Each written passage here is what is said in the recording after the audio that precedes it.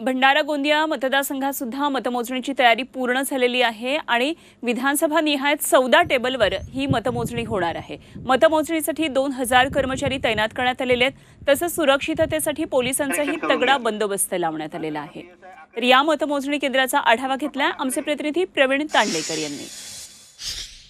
लोकशाहीच्या उत्सवाला सुरुवात झालेली आहे आणि उद्याला सकाळी 8 वाजेपासून मतमोजणीला सुरुवात होणार आहे। आपण भंडारा येथील मतमोजणी केंद्रावर आहोत। सध्या पाहू शकतो की कशा पद्धतीने पोलिसांचा तगडा बंदोबस्त या ठिकाणी लावण्यात आलेला आहे। एकंदरीतच भंडारा गोंदिया लोकसभा मतदारसंघाचा विचार केला असता या ठिकाणी 84 टेबलवर मतमोजणी होणार आहे। विधानसभा निहाय 14 टेबल राहणार आणि एकूण 6 विधानसभा मतदारसंघात आणि त्या ठिकाणी 84 टेबलवर मतमोजणी होणार आहे। तर 20 टेबलवर बॅलेट पेपरची मतमोजणी होणार आहे। एकंदरीतच कुठलाही अनुचित प्रकार घडू नये त्याकरिता पोलिसांचा तगडा बंदोबस्त या ठिकाणी लावण्यात आलेला आहे। पाहू शकतो की कशा पद्धतीने पोलीस प्रशासन ठिकाणी सज्ज झालेले आहे। त्यामुळे उद्याच्या निवडणुकीमध्ये कोण बाजी मारेल आणि कोणाचा विजय निश्चित हा उद्या मतपेटी उघडल्यानंतरच निश्चित होईल।